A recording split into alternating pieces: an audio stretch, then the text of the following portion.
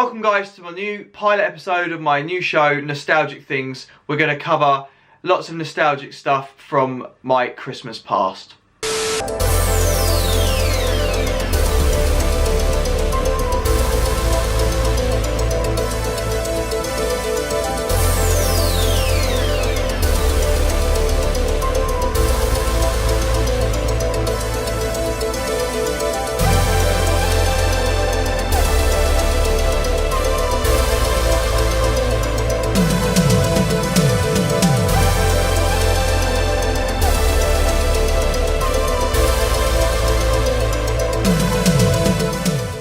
What's up everyone? Welcome to the very first episode of Nostalgic Things, and today's pilot episode is titled Xmas Past. So this is my new show I'm going to be doing on my YouTube channel. Every month I'm going to do an episode of a theme, and we're going to talk about stuff, nostalgic stuff, retro stuff from my past, childhood, things that make me feel all warm and fuzzy inside. We're going to look at movies, TV shows, cartoons, toys, retro video games, music, all kinds of stuff. Hopefully you'll enjoy it. So this first episode is Christmas past, Xmas past, and we're going to look at a variety of things that from past Christmases make me feel Christmassy, and some of my favourite things from Christmases in the past. Okay, so the first thing we're going to cover is my favourite Christmas ever, and that will be 1996 for two main reasons, and they were both presents that I received, both video games as well. Other notable things that occurred during 1996: Prince Charles and Diana got divorced, mad cow disease swept the UK, Dolly the sheep was the first animal to be successfully cloned, eBay first launched its online auction site, the number of online internet users exceeded 10 million, the Nintendo 64 was released in Japan, Independence Day, Mission Impossible, Jerry Maguire and Twister are some of the bigger movies of that year. For me, most notably as a teenage boy, two of my favourite ever video games were released on the PlayStation 1, and they were Resident Evil and Die Hard Trilogy, both of which I received from my parents as Christmas presents on Christmas Day in 1996, and I spent the entirety of that holiday playing these games. Resident Evil was released in 1996, known as Biohazard in Japan. It was a survival horror game set in the fictional town of Raccoon City. You play as a member of the elite STARS unit dropped into a mansion on the outskirts of the city. You play as either Chris Redfield or Jill Valentine, and slowly uncover a plot of betrayal, zombies and bioengineered monsters revolving around the corporation Umbrella. This was an exceptional game at the time, quite groundbreaking in fact for me, in terms of its graphics, gameplay and puzzles. The scare factor was another big thing for me with this game. I'd often invite my friends round, those that hadn't played it or even heard of it before, and watch as they jumped as I play the dog section where they come crashing through the window. This was a massive game in my teenage years, and that Christmas in 1996 I played this game to death. Hurry! This way! That was too close.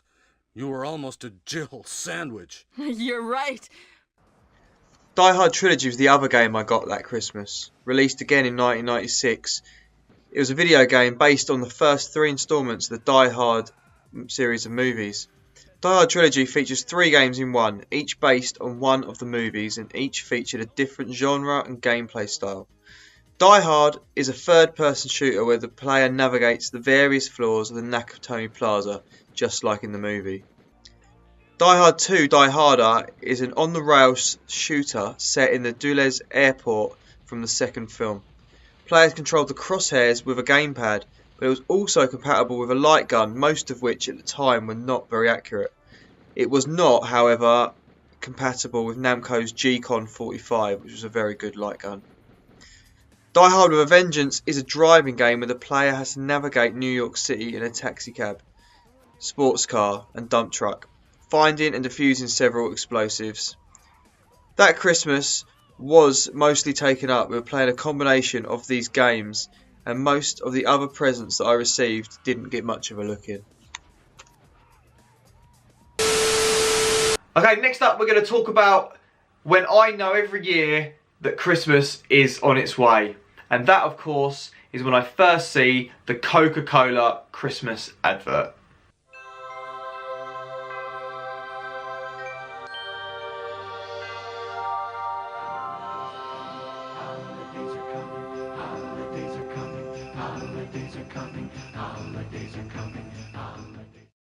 The Coca-Cola Christmas ad was first aired in 1995 on TV. The Coca-Cola Christmas Trucks advert was created by agency WB Donor. Known as Christmas caravans, the illuminated lorries are enchanting. They drive along, lighting up different things along their way. The world-famous Industrial Light and Magic Company were behind the special effects in the ad. They were the company behind the Star Wars movies. The sides of the trucks were decorated with images of Santa Claus by artist Haddon Sandblom. This advert truly summarises the start of Christmas for me. As soon as I see this advert aired on my TV, I knew that Christmas was coming up.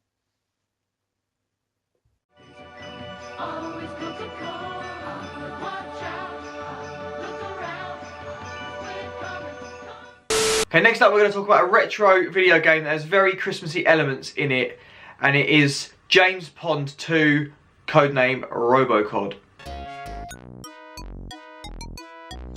Released in 1991 by US Gold, James Pond 2 Codename Robocod is a platform game and was released on multiple platforms. I owned it on the Amiga, but now own it on Sega Mega Drive. There are 60 plus levels of platforming fun in this game, where you are trying to stop the evil Dr. Maybe from the original James Pond game from destroying Santa's toy factories by planting his penguin bombs in them. The graphics were pretty good for the time, on 8-bit machines like the Sega Master System, but notably look better on the Mega Drive and Amiga systems. It's one of the more bizarre video game plots in history, but perfectly introduces you to the psychedelic world of James Pond. In places, it's just another platformer, and the music can be repetitive, but there's enough here to enjoy, and I hold plenty of nostalgia for this game. There's plenty of product placement in the game too, in the form of penguin biscuits that we used to get in the UK. James is given a robotic suit to allow him to move on the land. James can jump and stretch, which is a unique feature, and can also find vehicles to use. James damages enemies by jumping on their heads. One of my favourite things in this game is the start-up screen intro music, a variation remix of the RoboCop movie theme song.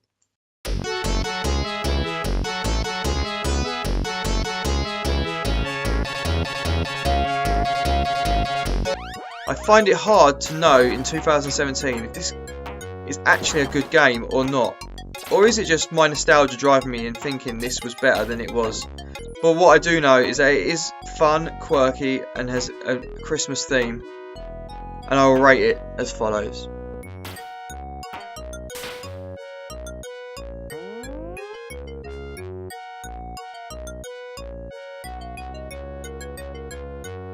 Okay, next up I'm going to show and unbox one of my new Funko Pops that I've bought, and it's got a nostalgic element to it. Okay, so the Funko Pop I'm going to show you is Kevin from Home Alone. So I've just got this, one of the newer Funko Pops out, and of course it's from the classic 90s Christmas movie Home Alone. Kevin's the child that's left home alone, and he has to fend off the house from these burglars that try and rob it while his parents are away. So yeah, really cool looking Funko Pop. Does it look like Macaulay Culkin? To a degree. Not a lot to the actual pop, but yeah, it does look like Kevin. There's the box art, side box art. You can see Kevin on the side there. You've got like a sort of like a Christmassy background there, and then on the back shows you you've got also Harry and Marv as well as Kevin. So they're the other ones to collect. I do have the whole set, which is really cool. So let's have a look at Kevin. Okay, there's Kevin out of the box. He's holding an iron, of course, what he sets up as a trap to hit Marv in the face, and the BB gun, the air rifle that he shoots the burglars with through the dog flap or the cat flap. Okay, there he is. I'm not sure you'd know it's Macaulay Culkin. Some pops really do look like the actors, the people, and some not so much. There's not a lot of features in the faces of a Funko Pop, but yeah, you can see that I've got the cord of the iron there. It's got the iron, the BB gun. So yeah, it's not a bad little pop. But just wanted the Home Alone set. It's just a classic film that I love. Next up, we're going to take a look at my favourite movie to watch at Christmas. My favourite Christmas movie. Is it a Christmas movie? You let me know in the comment section below. But my favourite movie to watch at Christmas is Die Hard. Die Hard. Now, a lot of you out there will probably be telling me Die Hard is not a Christmas movie. Well, it's set in Christmas Eve. For me, it's a Christmas film. And yeah, okay, it doesn't teach traditional Christmas values, or it's not about family or loved ones, anything like that. Well, it is to a degree, because this guy's like a one-man army trying to save his family, his wife, in this building. So if you don't know the story of Die Hard, where have you been living for the entirety of your life? If you don't, it stars Bruce Willis. He plays John McClane, who basically comes to LA for Christmas because he's been living apart from his wife. She's got a job in a big firm in LA. He goes to their Christmas party to meet her, and as they're having their Christmas party, some German terrorists turn up, and basically they take everyone hostage in the building, but not knowing that John McClane, who's a New York cop, is in the building. He gets away, and then he's systematically taking them out to save the hostages, save the day. Absolutely fantastic movie, one of the best all-time action movies ever. One of my favourite 80s movies. Absolutely great performances from Bruce Willis. It's brilliant. I love it. I can watch it so many times. Just the iconic scenes. You know, yippee-ki-yay and ho ho ho, now I got a machine gun. I actually really want one of them jumpers. They sell the jumpers now, like with the blood saying ho ho, now I got a machine gun. Yeah, fantastic movie. I think it's a Christmas movie. You might not. Okay, thanks for watching my pilot episode of Nostalgic Things. I hope you've enjoyed it, and I will be looking to improve it moving forward. This just being the first episode. Let me know what you thought in the comment section below. That would be great. The feedback would be very helpful. So today's episode was brought to you by the word bauble and the dinosaur Nanoxaurus. I believe that's how you say it correctly. Which means polar bear lizard, and was a type of tyrannosaur that lived in the Arctic regions of the late Cretaceous and resembled a polar bear. Okay guys, thanks for watching this new pilot episode of this new show I'm trying to produce. If you've enjoyed it, please give this video a like. Leave any comments in the comment section below about any of the subjects covered in this video. And if you haven't already, consider subscribing to my channel, Nerd of the 80s. There'll be more episodes of this show coming up in the future, as well as some of the other videos I do put out on a regular basis to do with nostalgia and collectibles and other movie related content. Okay, thanks for watching guys, I really appreciate it, and I hope to see you in the next episode.